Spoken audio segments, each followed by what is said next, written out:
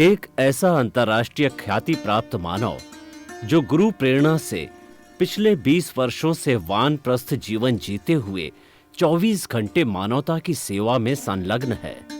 एक ऐसा मानव जो अभी राष्ट्रीय, अंतर्राष्ट्रीय टीवी चैनलों पर 7,500 एपिसोड के माध्यम से सनातन सत्य, आत्मविज्ञान एवं पुनरुत्थान, व्यवहार एवं निश्चय जगत के जीवनोपयोगी विषयों पर हृदय स्पर्शी प्रवचन कर चुका है। उस मानव का नाम है महात्मा उपासक प्रोफेसर डॉक्टर सोहन राज तातेड़। प्रोफेसर तातेड़ द्वारा योग, दर्शन, शिक्षा विषयों पर रचित पीएचडी स्तर के 250 शोध ग्रंथ भारत के 100 प्रतिष्ठित विश्वविद्यालयों में शोधार्थी पढ़ रहे हैं तथा वे सभी शोध ग्रंथ वहां की सेंट्रल लाइब्रेरियों में उपलब्ध हैं। महात्मा सोहन राज ने अभी तक हजारों स्कूलों, कॉलेजों, विश्वविद्यालयों एवं संस्थाओं में सेमिनार, वर्कशॉप, कैंप लगाकर लाखों विद्यार्थियों को योग, दर्शन, शिक्षा का प्रशिक्षण देकर उन्हें सुसंस्कारित किया। डॉक्टर तातेड़ ने भारतीय संस्कृति उत्थान के 4,000 से अधिक समसामयिक विषयों पर आर्टिकल लिखकर ऑनलाइन जर्नल, पत्रिकाओं, वेबसाइट्स पर प्रकाशित किया, जिसका उपयोग लाखों पाठक कर रहे हैं। उपासक तातेड़ के 5,000 से अधिक आज का सुविचार, आज का शुभ संदेश, आज का मंगल भावना योग आदि चिंतन websites, Twitter, blogger, Facebook, YouTube माध्यमों से लाखों लोग अपना जीवन निर्माण कर रहे हैं। मानवता के मसीहा ऐसे महामानव महात्मा सोहन राज तातेड़ के प्रोफाइल को अभी तक विश्व के 20 लाख दर्शक यूट्यूब पर, 12 लाख गूगल पर एवं लाखों दर्शक फेसबुक, ब्लॉगर, ट्विटर और इंस्टाग्राम पर देख चुके हैं।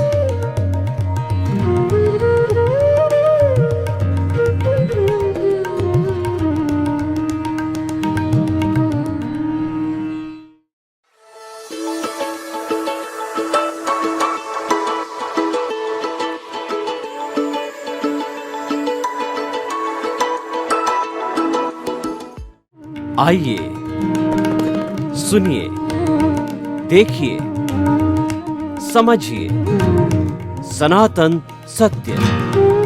जैसी दृष्टि वैसी सृष्टि, दृष्टि विज्ञान, कुदरत, कुदरती रचना एवं कुदरत के कानून से शाश्वत सुख की प्राप्ति। जोधपुर के परम पूज्य महात्मा उपासक प्रोफेसर डॉक्टर सोहन राज तातेड़ के निर्देशन में सनातन सत्य, जैसी दृष्टि वैसी सृष्टि, दृष्टि विज्ञान।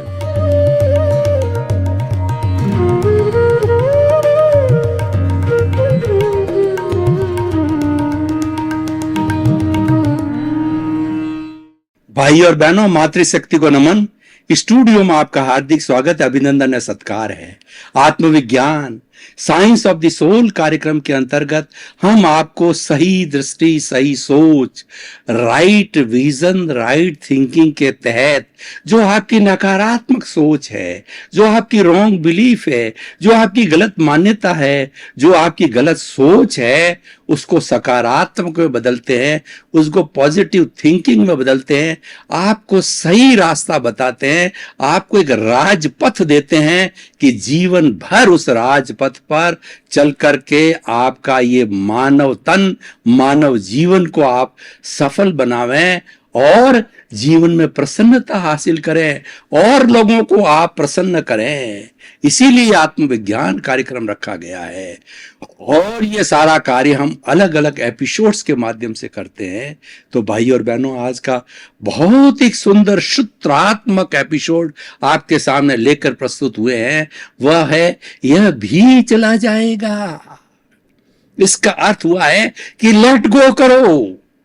हमारे जीवन के अंदर क्या होता है कि कभी सुख आता है तो हम फूल जाते हैं और इतने फूलते हैं कि अहंकार में चले जाते हैं, सुपीरियरिटी कॉम्प्लेक्स में चले जाते हैं और अपने से छोटे वाले को, यानी कोई कम ज्ञान वाला है या कोई कम धन वाला है या कोई कम बुद्धि वाला है या कोई कम उम्र का है, तो उससे हम अपने आप को सुपीरियर समझने लग जाते हैं। एक धनवान है एक गरीब को जो है दूसरी दृष्टि से देखने लग जाता है, अपने आप को अहंकारी महसूस करने लग जाता है। परंतु देखिए कि हर प्रकृति का नियम क्या है। प्रकृति का नियम है हर संयोग के साथ में वियोग जुड़ा हुआ है। आज हमारा जो जीवन है, हमने जन्म लिया है, उसी दिन से हमारी रिटर्न टिकट भी निर्धारित हो जाती है और हम फिर जो है इस जीवन हमारा समाप्त होकर के चले जाते हैं। इस दुनिया में कोई चीज स्थायी नहीं है, हर क्षण हर वस्तु बदलती रहती है, हर संयोग के साथ वियोग जुड़ा रहता है। इसी के इसीलिए संसार को परिवर्तनशील कहा गया है। संसार को कहा गया है कि जो संचरण करता है वो संसार है, जो हर क्षण बदलता है। जब चीज बदलती रहती है तो अहंकार करने को कहां स्थान है। अब दूसरा पक्ष लीजिए कि हमारा पुण्योदय घटा और पापोदय चालू हुआ तो हमको झुग्गी झोंपड़ी मिली।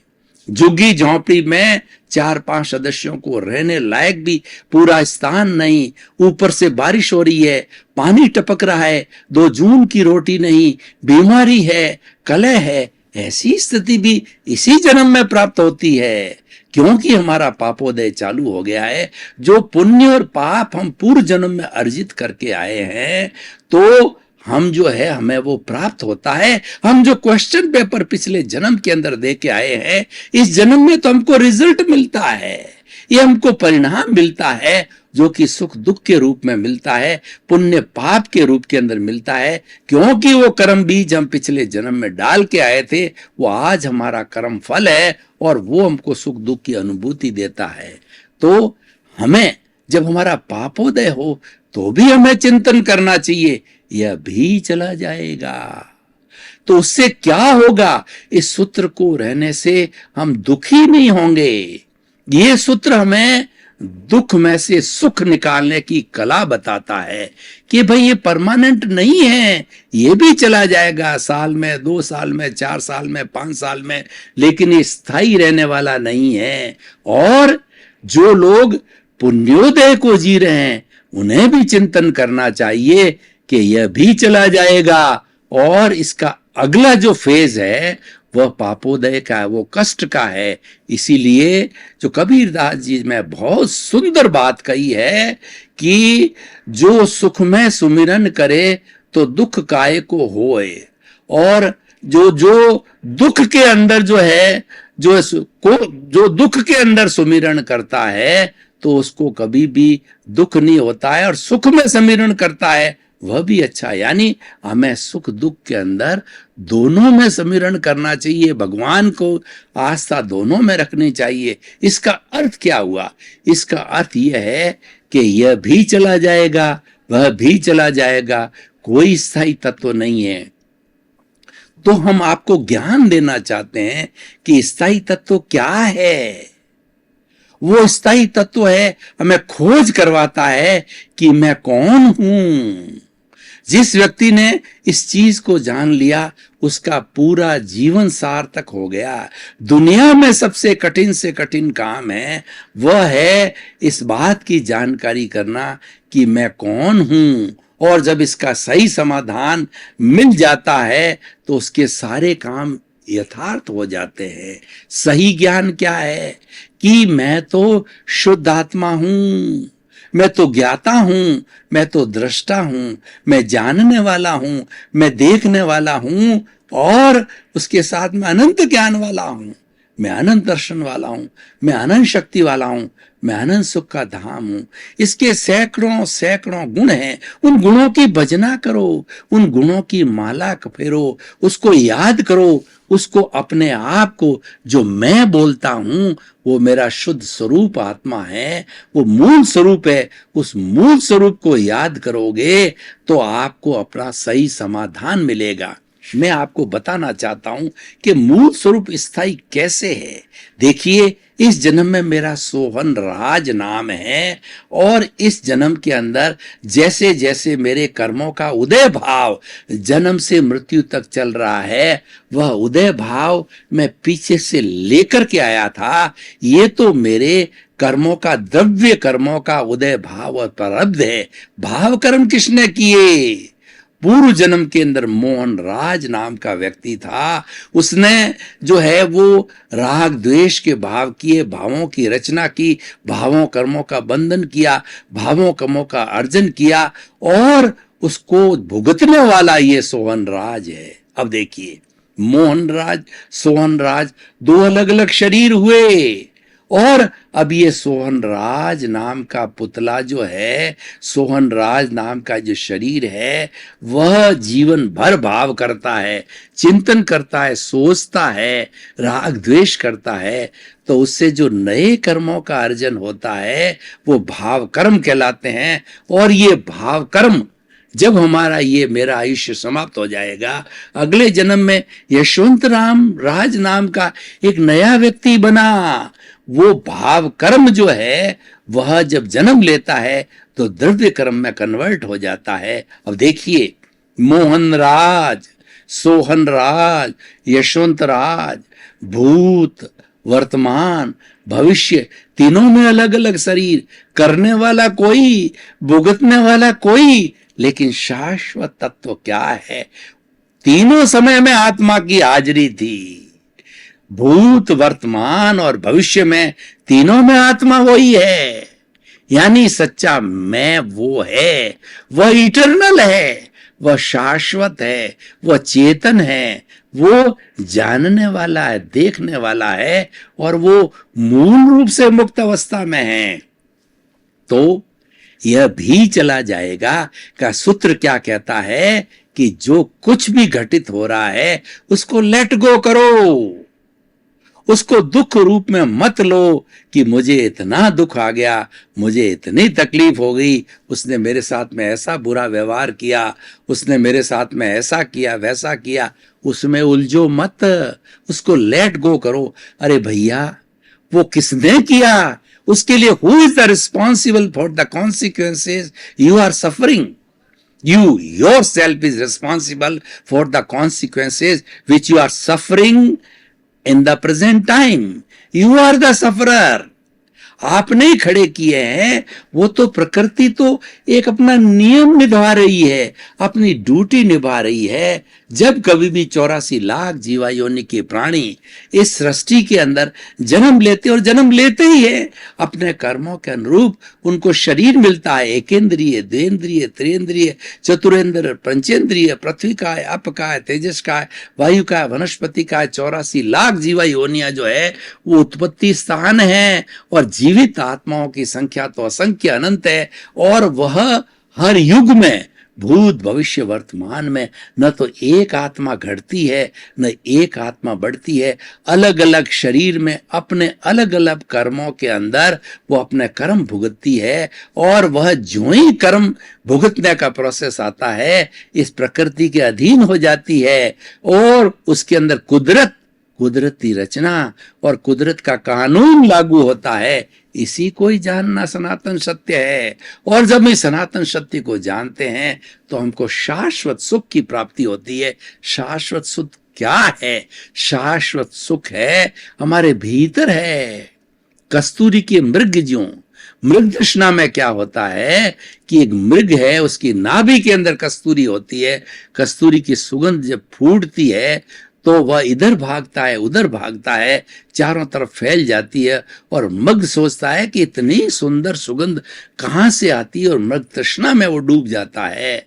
और जब आखिर में उसको मालूम पड़ता है कि ये तो मेरी नाभि से आ रही है, तब वो सच्चे ज्ञान को प्राप्ति हो रही है।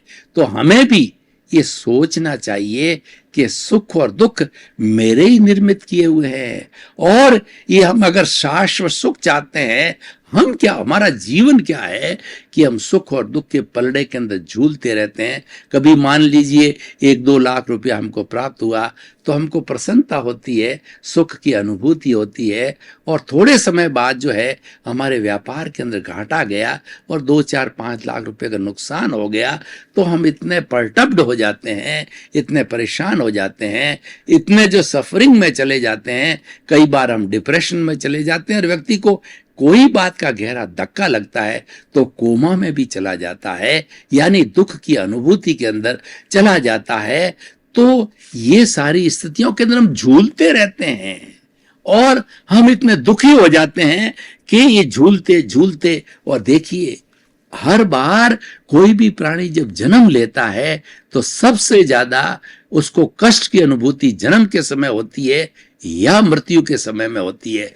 मृत्यु के समय में क्या होती है कि हमारी आत्मा, जिसके कि असंख्य चेतना में प्रदेश है और उस पर असंख्य कर्मों के परमाणु जुड़े होते हैं, उन सब को जो है जिस तरीके से हम शक करते हैं हाई ब्लोअर के द्वारा और मिट्टी को कैसे खींचते हैं, तो जब शक किया जाता है शरीर में से तो आप देखिए कितनी वेदना होती है। ये वेदना हर प्राणी को मृत्यु के समय में भुगतनी होती है। और जन्म के समय देखिए 9 माह तक हम माँ के पेट में उल्टा लटकते हैं, माँ की खट्टी डकारें और वो गर्मी, वो अशुद्धि सब कुछ भुगतनी पड़ती है। और तब हम ईश्वर से प्रार्थना करते हैं, हे प्रभु मुझे इस जो है वो नरक में से, इस जो है कारावास में से बाहर निकालो, और बाहर निकाल के मैं आपको याद रखूंगा, मैं कभी भी आपकी जो अवहेलना नहीं करूंगा। और वो करता है कि सुख में सुमिरन सब करे, दुख में करे ना कोई, जो दुख में सुमिरन करे तो जो सुख में सुमिरन करे तो दुख काहे का होए, ऐसा वो चिंतन करता है। बाहर आता है, ये मायावी संसार को देखता है, राग द्वेष में चला जाता है और वही और घोड़े और वही मैदान हो जाता है। तो भाई और बहनों, आज का जो हमारा एपिसोड है यह भी चला जाएगा। बहुत सुंदर है। मैं आपको इसकी एक एप्लीकेशन बताता हूं।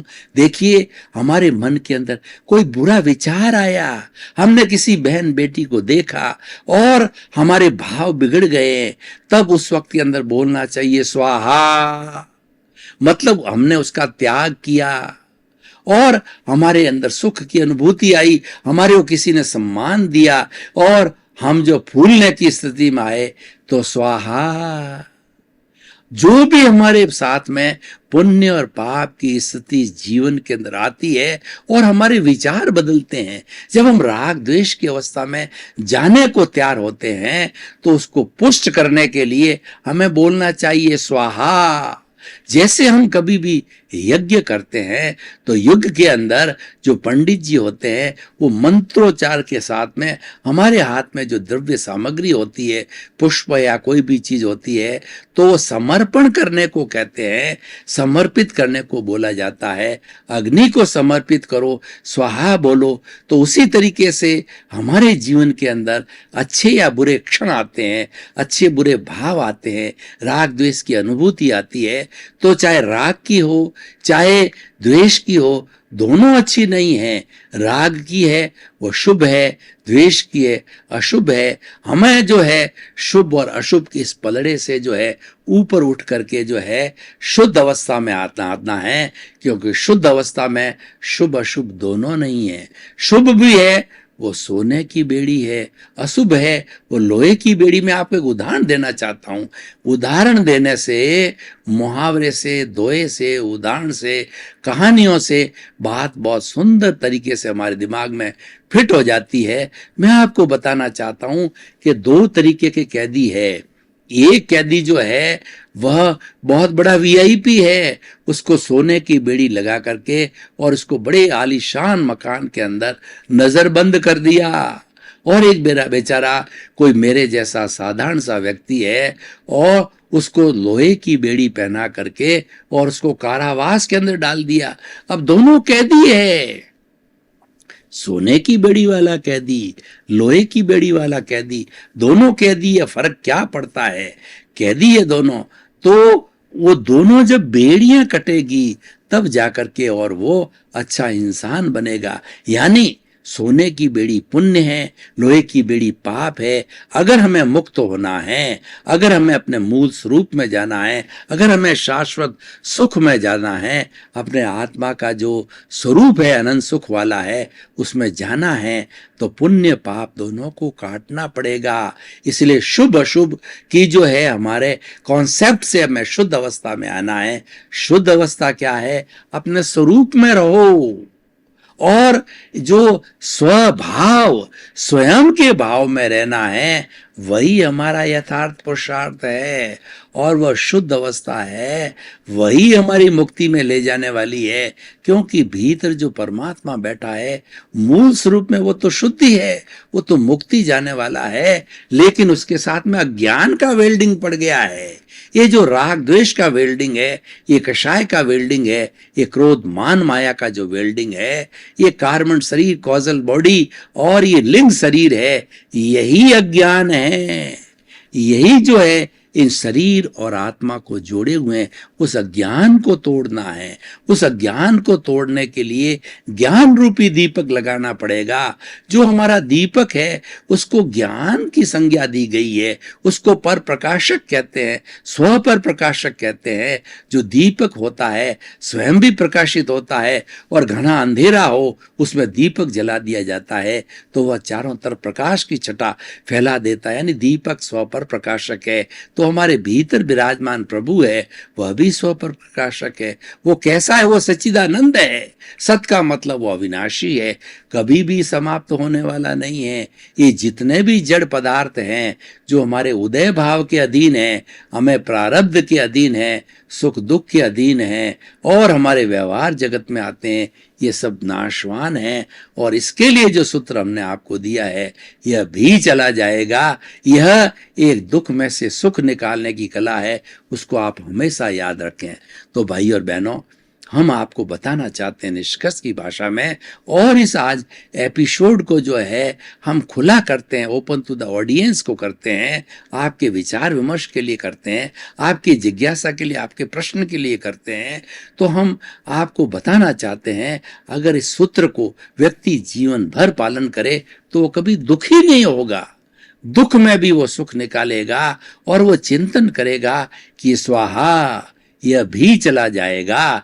चाहे सुख की स्थिति है वह भी ज्यादा रहने वाली नहीं है, इसलिए मुझे अहंकार नहीं करना है, मुझे फूलना नहीं है। और दुख की अवस्था है वह भी चला जाएगा, इसीलिए उसमें निराश होने की जरूरत नहीं है। तो एक ऐसा ये अमोघ मंत्र हम आपको दे रहे हैं कि यह भी चला जाएगा। इस सूत्र को कोई भी पालन करता है तो विश्व की 7 अरब की जनसंख्या में से कोई भी पालन करे तो वो इस जीवन को दुखी नहीं बनाएगा। और यह हमें परमात्मा ने या हमारे कर्मों ने जो हमको जीवन दिया है और वो तो हम करके आए हैं, हम लेके आए हैं, वो दोष किसी का नहीं है, वह दोष स्वयं मेरा है। और उसके अनुरूप ही जो है उदय और प्रारब्ध चलेगा। बेचारी जो कुदरत है वह तो हमारे उपादान के अनुरूप जो है निमित्त जुटाती है और वो निमित्त हमें गाली देता है, हमको धक्के मारता है। हमको चाहे अपना बेटा भी क्यों ना हो, कई बार बेटा जो है माँ बाप को धक्के मार के घर से बाहर निकाल देता है, वृद्धाश्रम में डाल देता है, उनको अपशब्द कहता है। और ऐसे ऐसे लोग हैं कि वो घर में माँ बाप को बंद करके बाहर चले जाते हैं, विदेश चले जाते हैं, उनको अपनी हालत पर भुगतने के लिए। आजकल पूरा आप प्रिंट मीडिया में देखिए और आज टीवी मीडिया में देखिए क्या हो रहा है। चारों तरफ यही चल रहा है, चारों तरफ हिंसा, अशांति, दुख का कारण है कि माँ ने बेटे को मार दिया, पति ने पत्नी को मार दिया और पत्नी किसी लवर के साथ में जुड़ गई और उसने अपने पति की हत्या कर दी। बाप बेटा पूरा परिवार जो है वह सुसाइड कर लिया। ये सब क्यों हो रहा है? ये इसीलिए हो रहा है कि हमारे साथ अज्ञान है। हमको उस अज्ञान को तोड़ने के लिए सच्चा ज्ञान लेना पड़ेगा। सच्चा ज्ञान क्या है कि मेरे जो भीतर प्रभु विराजमान है उसकी हाजिरी से सब कुछ चल रहा है। प्रभु है तो हम हैं, प्रभु नहीं है तो राम नाम सत्य है, उसकी प्रेजेंस से हो रहा है। लेकिन ये जो करने वाला है ये जड़ है, ये हम पीछे से लेके आए हैं, कर्मों का पुलिंदा जो है हम लेके आए हैं। और ये जो राग द्वेष जो हम लेके आए हैं उसके अंदर अगर सुखी जीवन जीना चाहते हैं तो चिंतन करो, यह भी चला जाएगा। उससे संतोष मिलता है, सुकून मिलता है, सांत्वना मिलती है। देखिए भाई और बहनों, किसी का कोई जो घर का नागरिक चला जाता है, बेटा माँ बाप, क्योंकि प्रकृति का नियम है, हर संयोग के साथ वियोग जुड़ा हुआ है और हर व्यक्ति आयुष्य कर्म के अधीन है। वो आया है, वो जाएगा, स्थायी कोई नहीं है। तो जब चला जाता है तो लोग जो है वो 12 दिन का शोक मनाते हैं। किस लिए मनाते हैं? कि रिश्तेदार आकर के उसको बार बार एहसास करवाते हैं कि ज्ञान का विचार करो, आर्त ध्यान मत करो, क्योंकि ये तो प्रकृति का नियम है। भाई और बहनों, आपका बहुत बहुत धन्यवाद। आप हमारा आत्मविज्ञान कार्यक्रम बराबर देख रहे हो। आत्मविज्ञान कार्यक्रम की आप आत्मा हो और आपके देखने से ही हमारा आत्मविज्ञान कार्यक्रम पॉपुलर हो रहा है और ये आपके जीवन में सुधार कर रहा है। आप इस आत्मविज्ञान कार्यक्रम के सूत्रों को आत्मसात करो, हृदयंगम करो, अपने जीवन में उतारो, तो निश्चित तौर से आपके जीवन में परिवर्तन आएगा, आपका जीवन अच्छा बनेगा। तो इसी क्रम के अंदर आपके प्रति मंगल भावना, शुभकामना कि आप शतायु होकर के अपने परिवार के साथ में आनंद का जीवन जी के, परोपकार करके, और मैं कौन हूं इसकी जो है आप जो है पहचान करके अपने जीवन को सिद्ध बुद्ध मुक्त बनावें। आपके प्रति मंगल।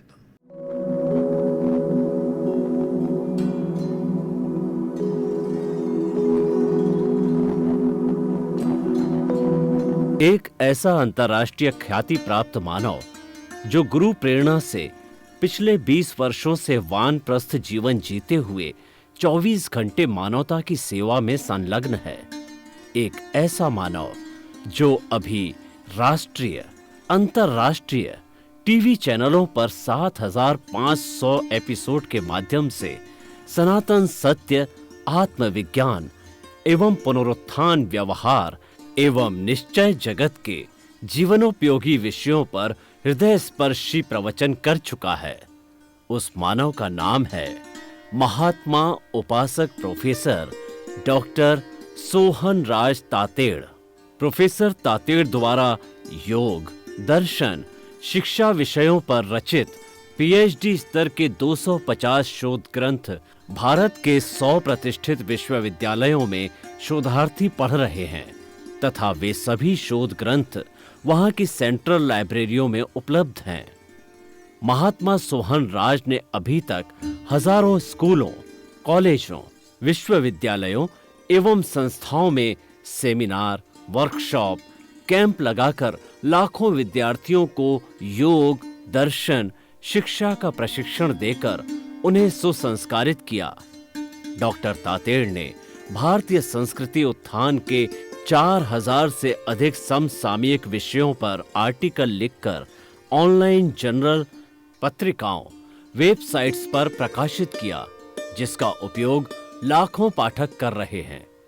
उपासक तातेड़ के 5000 से अधिक आज का सुविचार, आज का शुभ संदेश, आज का मंगल भावना योग आदि चिंतन websites, Twitter, blogger, Facebook, YouTube माध्यमों से लाखों लोग अपना जीवन निर्माण कर रहे हैं। मानवता के मसीहा ऐसे महामानव महात्मा सोहन राज तातेड़ के प्रोफाइल को अभी तक विश्व के 20 लाख दर्शक YouTube पर, 12 लाख गूगल पर एवं लाखों दर्शक फेसबुक, ब्लॉगर, ट्विटर और इंस्टाग्राम पर देख चुके हैं।